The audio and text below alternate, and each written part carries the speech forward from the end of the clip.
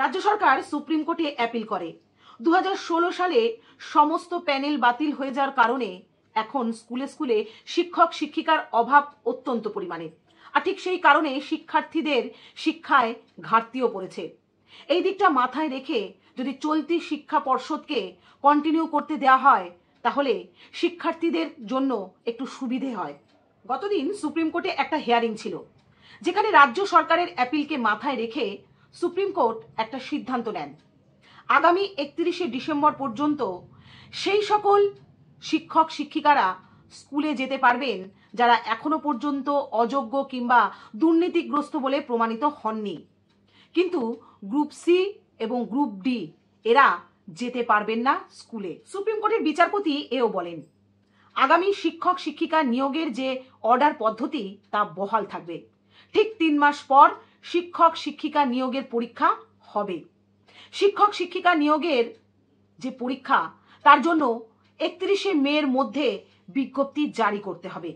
এছাড়াও supreme court থেকে বলা হয় 31শে ডিসেম্বর পর্যন্ত যে সকল শিক্ষক শিক্ষিকাকে স্কুলে যেতে বলা হয়েছে ছাত্রছাত্রীদের কথা ভেবে তারা 31শে ডিসেম্বরের পর আর স্কুলে যেতে পারবে না, কারণ তখন নতুন নিয়োগ পদ্ধতি চালু হবে। আচ্ছা, এতে করে রাজ্য সরকারের কতটা স্বস্তি হলো কিংবা চাকরিহারাদের? আপনাদের মনে আছে নিশ্চয়ই 2016 সালের সমস্ত প্যানেল বাতিল হয়ে যাওয়া শিক্ষক শিক্ষিকারা ঠিক কি দাবি নিয়ে আন্দোলন করেছে? হ্যাঁ, ঠিকই ধরেছেন। তাদের দাবি ছিল যোগ্য এবং অযোগ্যের তালিকা বার করে যোগ্যদের সসম্মানে চাকরি ফিরিয়ে দেওয়া হোক। প্রত্যেকে জানেন নিশ্চয়ই রাজ্য সরকার যোগ্য শিক্ষক শিক্ষিকার উদ্দেশ্যে একটা প্রতিশ্রুতি দিয়েছিলেন যে যোগ্য ব্যক্তির চাকরি যাবে না। যদি তাই হয় তাহলে সুপ্রিম কোর্টে এমন অ্যাপিল করার কারণটা কি? কেন সেখানে যোগ্য ব্যক্তির চাকরি নিয়ে কোনো কথা হলো না? কেন অ্যাপিলে এটাই বোঝানো হলো যে স্কুলগুলো শিক্ষক শিক্ষিকার অভাবে সংকটে আছে? হতে পারে রাজ্য সরকার এমন কিছু ভেবেছে যে পরবর্তীতে যে অ্যাপিলটা তারা করবে তাতে যোগ্য ব্যক্তিদের চাকরি ফিরে পাওয়ার কথা বলবে। কিন্তু প্রশ্নটা সেখানে নয়। প্রশ্নটা হলো সুপ্রিম কোর্টে একই বিষয়ের উপর কতবার অ্যাপিল করা যায়? কি জানি, যায় হয়তো, কারণ আমাদের মুখ্যমন্ত্রী পারেন না এমন কোনো কাজ নেই। এতদিন জানতাম সুপ্রিম কোর্টের রায় শেষ রায়, কিন্তু এখন দেখছি রাজ্য সরকারের রায়টাও কিন্তু কিছু কম যায় না। না হলে ভাবুন, অ্যাপিল অনুসারেই তো সুপ্রিম কোর্ট অর্ডারটা দিল যাতে করে স্কুলগুলো সংকট মুক্ত হতে পারে, অথচ যারা চাকরি হারালো তারা সেই একই জায়গায় পড়ে রইল। নাকি কারণ অন্য? যদি যোগ্য ব্যক্তিদের চাকরির আবেদন নিয়ে অ্যাপিলটা করা হতো তাহলে আবারও সুপ্রিম কোর্ট অর্ডার দিত যোগ্য অযোগ্যের তালিকা বাছতে, আর ঠিক সেই জায়গায় তো বিভ্রাট। ঠিক সেই কারণে কি চেপে দেওয়া হলো অ্যাপিলের পদ্ধতিটা? আচ্ছা, গ্রুপ সি কিংবা গ্রুপ ডি তাদের তো প্রথম থেকেই বাদ দিয়ে দেওয়া হলো, তাহলে কি তাদের মধ্যে একজনও এমন কেউ নেই যে যোগ্য? তাহলে কি দাঁড়ালো?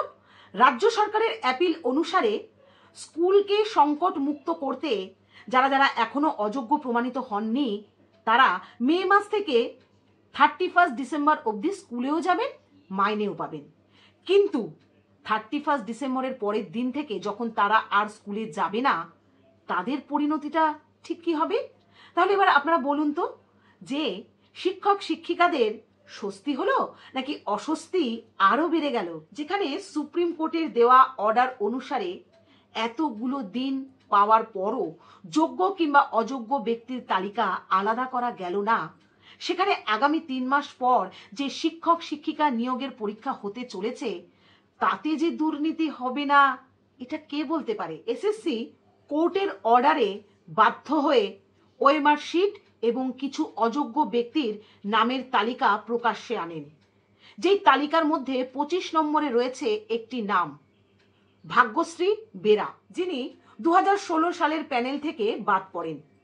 এসএসসি পরীক্ষায় 50টি প্রশ্নের মধ্যে মাত্র 9টি প্রশ্নের উত্তর তিনি করেছিলেন। অনুত্তীর্ণ হওয়া সত্ত্বেও ভাগ্যের পরিবর্তন করে অসৎ পথে তিনি শিক্ষিকার চাকরিটি পেয়ে যান। কুমিরা হাই স্কুলের একমাত্র বাংলা শিক্ষিকা হিসেবে তিনি পরিচিত, যিনি 2016 সাল থেকে 2025 সাল পর্যন্ত একটানা শিক্ষিকার পদে নিযুক্ত।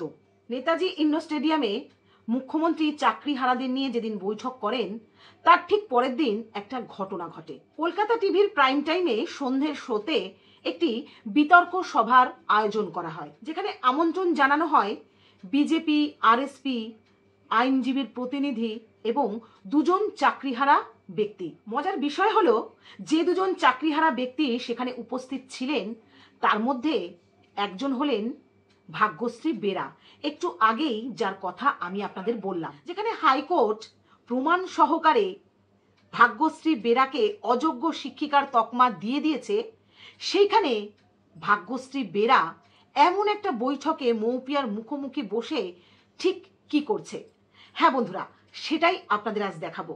দিদির প্রতি আমাদের সত্যি সম্পূর্ণ ভরসা আছে। দিদি সবাইকেই আশ্বাস দিয়েছেন, কিন্তু আমরা সত্যি এখনও ভাবতে হচ্ছে যে আমরা স্কুলে ফিরবো। হ্যাঁ, আমাদের স্কুলের বাচ্চারা আমাকে খুব ভীষণ ভালোবাসে।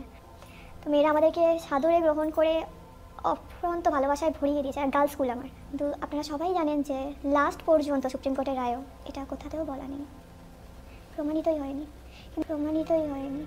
তো আমরা মাননীয় মুখ্যমন্ত্রীর প্রতি ভরসা রেখে সত্যি আমরা এখনো ভরসা রাখছি যে দিদি আমাদের সবার সাথে থাকবে। বলছেন যে ধরা যাক ভাগ্যশ্রী বলছেন, সরি ভাগ্যশ্রী, আমার এইটা নিয়ে আলোচনা করতেও মানে উদাহরণ দিয়ে আলোচনা করতে আমার খুব খারাপ লাগছে, এটা আপনাদের প্রতি হয়তো অবিচার, তবু আমাকে এটা করতে হচ্ছে।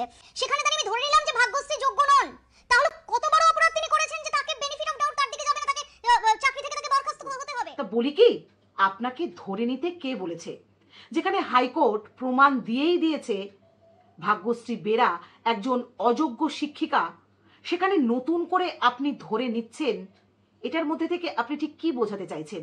অনুভব মাইতি মৌপিয়াকে নিয়ে একটা ভিডিও করে এবং এই ভিডিওটা ভাইরাল হওয়ার পর রীতিমতো ইউটিউবার অনুভব মাইতিকে হুমকি দেয়া হয় ভিডিওটা ডিলিট করবার জন্যে। আসলে অনুভব মাইতি সম্পূর্ণ ভিডিও ক্লিপটার সামনে আনার পর মৌপিয়া নন্দীকে ক্ষমা চাইতে বলেন, আর এই জায়গাটাই হয়ে গেছে সমস্যার। মৌপিয়া নন্দীর ইগোতে লাগে, কারণ সে নিজেকে সকলের থেকে আলাদা মনে করেন, তাই তিনি যেটা করেছেন সেটা ভুল হতে পারে এটা কখনোই তিনি মেনে নিতে পারেননি। এক্ষেত্রে হয়তো তিনি বুঝেই গেছিলেন কোনো রকম অজুহাত আর চলবে না, কারণ একজন মানুষ সম্পর্কে কিছু না জেনে তো আর কোনো বৈঠক বসে না। যেখানে হাইকোর্ট রীতিমতো অযোগ্যের তকমা দিয়ে দিয়েছে ভাগ্যশ্রী বেরাকে, আর ঠিক সেই জায়গায় দাঁড়িয়ে আমি জানতাম না এটা চলবে না, তিনি খুব ভালো করে বুঝে গেছিলেন। আর ঠিক সেই কারণেই হয়তো বারবার করে ভিডিওটা ডিলিট করার কথা বা হুমকি দিতে থাকেন। আর যদি ধরেও নিই আপনি বিষয়টা সত্যিই জানতেন না, তাহলে তো আপনার যোগ্যতা নিয়েও প্রশ্ন ওঠে, ঠিক কি না? মৌপিয়া ম্যাডামের কাছে আমার একটাই প্রশ্ন, আজ আপনার যোগ্যতা নিয়ে প্রশ্ন উঠবে বলেই হয়তো ইউটিউবারদের সত্যি কথাগুলোকে আপনি চাপা দেওয়ার চেষ্টা করছেন হুমকির মাধ্যমে, কিন্তু হাইকোর্ট যাকে অযোগ্যের তকমা দিয়ে প্রমাণ করে দিল, তাকে যোগ্য প্রমাণ করে আপনার লাভটা কোথায়, কিংবা আপনার স্বার্থটাই বা কি? ভাগ্যশ্রী বেরা কি আপনার কেউ হয়, নাকি আর 5টা শিক্ষক শিক্ষিকার মতোই সে আপনার কাছে? যদি তাই হবে, তাহলে এমন একটা বৈঠকে অযোগ্য প্রমাণিত ব্যক্তিকে যোগ্য প্রমাণ করার যে চেষ্টাটা চলল, এটাকে দুর্নীতি বলে না? আশা করি আপনার যা যোগ্যতা আছে সেই দিকে চোখ রেখে উত্তরটা দেবেন। ভালো থাকবেন সকলে, নমস্কার।